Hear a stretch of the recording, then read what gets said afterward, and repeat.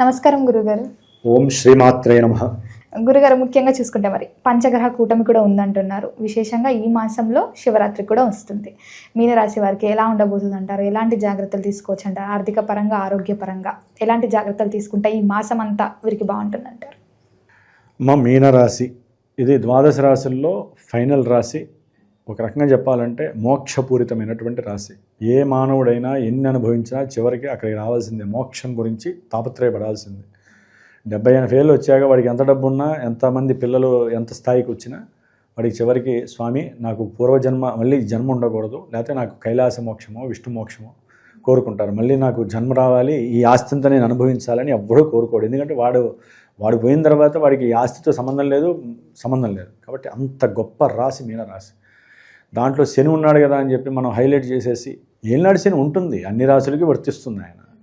అట్లా అని చెప్పి మీనరాశిలో శని భగవానుడు ఉన్నాడు కదా, ఆయన బాగా ఇబ్బంది పెట్టేస్తాడంటే వాళ్ళ కర్మనికి తగ్గ పూర్వజన్మ కర్మలు వాళ్ళ జాతక ప్రభావాన్ని బట్టి ఇబ్బందులు పెట్టచ్చేమో, కానీ ఆయన అక్కడ ఉండి వీళ్ళకి మోక్షానికి కావలసినటువంటి సోపానాలు అంటే మెట్లు వేయటానికి ఈయన చాలా చాలా శ్రమిస్తాడు.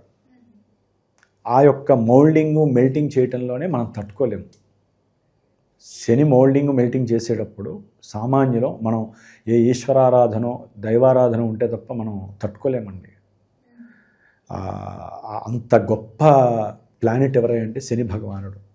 కాబట్టి మీనరాశి వారికి వారు ఏదైతే కూర్చొని ధ్యానం చేస్తారో ఆ ధ్యానానికి సంబంధించినటువంటి వైబ్రేషన్స్ అన్నీ, ఫ్రీక్వెన్సీస్ అన్నీ వీళ్ళకి తప్పకుండా వచ్చేస్తాయి. శని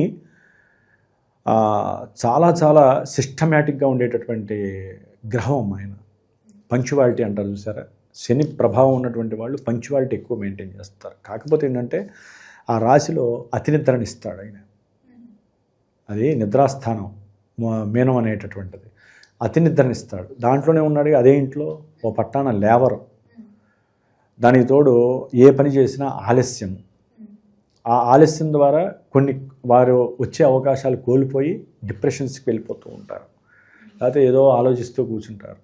లేకపోతే నేను దేనికి పనికిరానేమో అనే ఒక రకమైనటువంటి నిర్లిప్తత, ఒక రకమైనటువంటి వేదనకి గురవుతూ ఉంటారు. ఇవన్నీ ఏంటంటే మానసిక దోషాలు. జనవరి 20 నుంచి ఆ రాశిలో శని సొంత నక్షత్రంలోకి వచ్చేసరికి ఆరోగ్యం మీద ప్రభావం ఎక్కువ చూపిస్తుందన్న. జన్మరాశి అనేది వారి యొక్క దేహాన్ని సూచిస్తే, మేషం నుంచి అది 12వ రాశి కాబట్టి హాస్పిటలైజేషను, ఆరోగ్యరీత్యా కొన్ని సమస్యలు, లేకపోతే మనసు ఉత్సాహం బదులు కొంచెం డిప్రెషన్స్ కలగటము, అట్లాగే ధనం మీద ఎక్కువ ధ్యాస ఉంటుంది, కానీ సంపాదించలేక అల్లాడిపోతూ ఉంటారు. ముఖ్యంగా మీనరాశి వారికి ఏలినాటి శని ప్రభావం కన్నా ఇప్పుడు ప్రజెంట్ అయితే కనుక సూపర్గా ఉంది. ఫిబ్రవరి 3 వరకు లాభంలో చతుర్గ్రహ కూటమి వీరికి ఉత్తరాయణాయన కూడా కొన్ని లాభాలని కలుగజేస్తుంది. ఉద్యోగపరంగా లాభాన్ని కలుగజేసింది మీనరాశి వారికి. ఎదురు చూస్తూ చక్కగా వచ్చేసిన వాళ్ళు కూడా చాలామంది ఉన్నారు ఉద్యోగరీత్యా. అట్లాగే కొంతమంది పొలిటీషియన్స్కి కూడా ఉన్నతమైనటువంటి పదవుల్లో ముఖ్యమైనటువంటి హోదా లభించినటువంటి వాళ్ళు కూడా ఉండొచ్చు. అట్లాగే మనకి అప్పులు ఎవరికైతే ఉన్నాయో ఉద్యోగరీత్యా కొంతమంది అప్పులు చేసి ఉండొచ్చు, లేకపోతే తండ్రి గారి యొక్క ఆరోగ్యరీత్యా అప్పులు చేసి ఉండొచ్చు, లేకపోతే వీరికి ఆరోగ్యం బాగాలేక అప్పు చేసినటువంటి వాళ్ళు, సంతానరీత్యా అప్పు చేసినటువంటి వాళ్ళందరికీ కూడా అప్పులు తీర్చుకునే సమయం కూడా ఈ ఫిబ్రవరి 12 వరకు సూర్యభగవానుడు ఇస్తున్నాడు అన్నమాట. అంటే లాభంలో ఉండి చక్కగా కొన్ని కర్మదోషాలు పోగొట్టేస్తున్నటువంటి స్థితిలో లాభంలో ఉన్న గ్రహాలు రవి, కుజ, ఉచ్చస్థిత కుజుడు. ఈయన ముఖ్యంగా విపరీతమైనటువంటి ధనలాభాన్ని వీరికి ఆల్రెడీ అందచేస్తున్నారు ఫిబ్రవరి 23 వరకు. ఎవరికి? మీనరాశి వారికి చక్కటి లాభస్థితి. వీరు మాట్లాడితే చాలు చక్కగా డబ్బులు వచ్చేటటువంటి ఆకర్షణ శక్తి వీరికి కలుగుతుంది. పిత్రార్జితము అంటే తండ్రి గారి యొక్క ఆస్తులు, అంటే వారి ఫాలోవర్స్ ఎవరైనా ఉంటే వారి ద్వారా అంతర్గతంగా వచ్చే ఆస్తులు, లేకపోతే వాళ్ళ తరపు ఎవరైనా పెద్దవాళ్ళు చనిపోతే ఆకస్మికంగా వీళ్ళకి డబ్బు కలిసి రావటము. అంటే తండ్రి గారి తరపు ఎవరైనా తెలియకుండానే వీలునామాలు అవి వాళ్ళ మీద పెట్టిన వాళ్ళు కొంతమందికి వచ్చిన వాళ్ళు ఉంటారు. అట్లా వచ్చిన వాళ్ళు ఉండొచ్చు. ముఖ్యంగా బుధగ్రహము, శుక్రగ్రహము పూర్తిగా ధనకారకత్వాన్ని కలిగించిన వాడు. ఎవరో ఒకళ్ళు కుటుంబంలో వీరికి ఆర్థికపరమైనటువంటి సహకారాన్ని ఆకస్మికంగా అందించటం, కొంతమంది వీరు చేసినటువంటి ఒకప్పుడు వీరు ఏదైనా సహాయ సహకారాలు చేస్తుంటే అది గుర్తుపెట్టుకొని వీరికి అవసరమైన స్థితిలో ఇప్పుడు ధనం రావటం, అంటే ఏదో రూపకంగా ఈ రకంగా ధనం రావటం. అట్లాగే వీరు కనుక భార్యతో లేకపోతే భార్య భర్తతో కొంచెం జాగ్రత్తగా ఎటువంటి అంతర్గత విభేదాలు లేకుండా అనుకూలంగా మాట్లాడితే అనుకున్న సంకల్ప సిద్ధికి చాలా దగ్గరలో ఉంటారు స్త్రీ అయినా పురుషుడైనా. ఈ యొక్క మీనరాశి వారు కొంచెం అనుకూలంగా మాట్లాడగలిగే స్టామినా ఉండాలి. అంత లోపల ఒకటి పెట్టుకొని బయటకు ఒకటి మాట్లాడితే అది ఒక మహాదోషం అవుతుంది. కాబట్టి బుధగ్రహము విద్యార్థులకు సంబంధించి చక్కటి లాభస్థితి, అంటే వీరు ఆలోచించే తీరు ఎట్లా ఉండుంటే ఈ సమయంలో ఈ ఫిబ్రవరి 3వ తారీఖు వరకు కూడా నేను గవర్నమెంట్ జాబ్ కొట్టాలి, దానికి తగ్గట్టుగా నేను ప్రిపేర్ అవ్వాలి, దానికి తగ్గట్టుగా నేను చదవాలి, అటువంటి ఆలోచనలు, ఉన్నతమైనటువంటి ప్రదేశాలకు వెళ్ళి నేను చదువుకోవాలి అనేటటువంటి విపరీతమైనటువంటి స్థితిగతులు, అంటే విదేశాల గురించి ఎక్కువ ఆలోచించకపోయినా ఇక్కడ అయినా సరే నేను మంచి గోల్ కొట్టాలి అనేటటువంటి ఆలోచన విద్యార్థుల్లో చాలా మంచి లాభస్థితిని కలుగజేస్తుందని చెప్పుకోవాలి. ఈ ఫిబ్రవరి 23 వరకు ఈ రవి కుజులు ఇక్కడ ఉండటం చాలా విశేషం అమ్మ. ఫిబ్రవరి 15 వరకు కూడా 14 వరకు రవి ఇక్కడ ఉండటము, ఫిబ్రవరి 14-15 తర్వాత సూర్య భగవానుడు రాహుతో కలిసి 12లో ఉండటం, బుధుడు ఆల్రెడీ 3వ తారీఖున బుధుడితో కలవటం, శుక్రుడు వచ్చి రాహుతో కలవటము, 4 గ్రహాలు వచ్చేసినాయి ఫిబ్రవరి 12కే 14కే. కుజుడు లాభంలోంచి ఎప్పుడైతే 12లోకి వస్తాడో 23 తర్వాత పంచగ్రహ కూటమి వీళ్ళకి అప్లికబుల్ అవుతుంది. ఆల్రెడీ మిగతా భావాలు ఉద్యోగరీత్యా కొంతమందికి డిస్మిస్ క్లోజ్, కొంతమందికి ఉద్యోగరీత్యా ఎన్నో రకాలైనటువంటి బర్డెన్స్, అట్లాగే మోసపూరితమైనటువంటి చర్యలు, ఉద్యోగం ఇప్పిస్తామని చెప్పి డబ్బులు తీసుకొని మోసం చేయటం వీరిని, లేకపోతే వీరికి ఆ లక్షణాలు ఉంటే వీరు అట్లా చేయటం, వీరు మాట్లాడిన ప్రతి మాటకి కూడా తండ్రితో ఉన్న విరోధము, బంధుమిత్రాదులతో విరోధము, లేకపోతే చదువుకున్నటువంటి వాళ్ళతో అయిన విరోధము, గవర్నమెంట్ జాబు, ఇప్పుడు ఎవరైనా సరే వెహికల్స్ నడుపుతూ ఉంటారు బస్సుల వాళ్ళతో, లేకపోతే రైల్వే కండక్టర్స్, లేదా బస్సు కండక్టర్సు, ఏదో రకంగా ట్రావెలింగ్ వ్యవస్థలో వీళ్ళు ప్రయాణం చేసేటప్పుడు ఎవరితో ఒకరితో గొడవలు పెట్టడం, మాట జారటం, ఇష్టం వచ్చినట్టు మాట్లాడటము, దాంతో గొడవలు, కొట్లాట్లు, పోలీస్ స్టేషన్లు, ఒక్కోసారి కారాగారాల్లో కూర్చోవటం, ఇవన్నీ ఫిబ్రవరిలో యాక్టివేట్ అవుతూ ఉంటాయి వీళ్ళకి. పంచగ్రహ కూటమి మీనరాశి వారికి చాలా చాలా ఇబ్బందుల్ని కలుగజేస్తుంది. ఎప్పుడు ఫిబ్రవరి 23 తర్వాత కొంచెం దీని ఎఫెక్షన్ కొన్ని రోజులు ఎక్కువగా ఉంటుందమ్మా.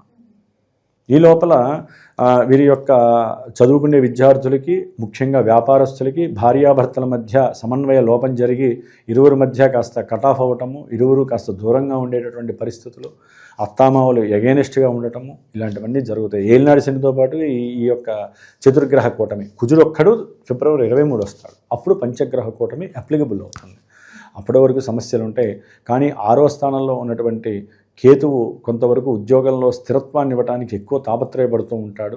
కానీ సూర్య భగవానుడు సరిగ్గా లేకపోవడం వలన ఫిబ్రవరి 12 తర్వాత వీరు చేసే జాబ్స్ కానీ, లేకపోతే తండ్రి యొక్క అనారోగ్య పరిస్థితుల వలన ఆర్థికపరమైనటువంటి నష్టాలు, ఉన్నటువంటి ఆస్తులు అమ్ముకొని ఆ ధనంతో వైద్యము చేయించేటటువంటి పరిస్థితులు, ఇట్లా రకరకాల సమస్యలు వీరికి కలిగే అవకాశము. పొలిటీషియన్స్ ద్వారా కొంతమందికి లింక్స్ ఉంటాయి కదా మీనరాశి వారికి, వారి ద్వారా వీరికి థ్రెట్గా ఉండటము, అంటే కొన్ని దోషాలు వీరిని ఉక్కిరిబిక్కిరి చేసేటటువంటి పరిస్థితులు కలుగుతాయి. ముఖ్యంగా స్త్రీ సంబంధిత లైంగిక వ్యవహారాల పరంగా స్త్రీ సంబంధిత దోషాలు మీనరాశి వారికి చాలా చాలా ఇబ్బందులు ఎదురవుతాయి అవకాశాలు ఉంటాయి. అంటే కొంతమంది లోపలికి వెళ్ళే పరిస్థితి, జైలుకి వెళ్ళే పరిస్థితి కూడా కనిపిస్తుంది. అది రాజకీయ నాయకులు కావచ్చు, పెద్ద పెద్ద పారిశ్రామికవేత్తలు కావచ్చు, వ్యాపారస్తులు కావచ్చు, పెద్ద పెద్ద బిలియనీర్స్ అయినా సరే ఒక్క స్త్రీ దగ్గర వారికి లోపభూయిష్టం జరిగి ఎన్నో సమస్యలు, థ్రెట్స్ కలిగే అవకాశం ఉంటుంది. స్త్రీ వలన పతనమయ్యే పరిస్థితులు కూడా కలిగే అవకాశాలు ఉంటాయి.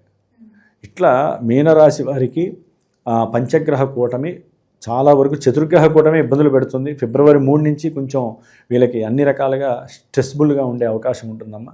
కాబట్టి వీరికి ఉన్నంతలో విద్యార్థులకి అయితే కనుక విద్య మీద ఆసక్తి ఉంటుంది, కానీ ఈ గ్రహస్థితి వలన ఏంటంటే దుర్వ్యసనాలు పారవుతారు బాగా విద్యార్థులు. బలం సరిపోదు వాళ్ళకి. దానివల్ల ఏంటంటే ప్రయాణాలు ఎక్కువ చేస్తూ కొన్ని యాక్సిడెంట్లు, దాని ద్వారా హాస్పిటల్లో డబ్బులు ఖర్చులు, తండ్రి మాట వినకపోవటము కొంతమంది విద్యార్థులు, అట్లాగే ఎదురు చెప్పటము, అబద్ధాలు చెప్పటము, వీరికి ఉన్నటువంటి మానవతా విలువలు తీసేసుకోవటము, స్త్రీలతో సరిగ్గా మాట్లాడకపోవటం, కొంతమంది పోట్లాడి అనవసరమైనటువంటి గొడవలు సృష్టించుకుంటారు మీనరాశి వారు.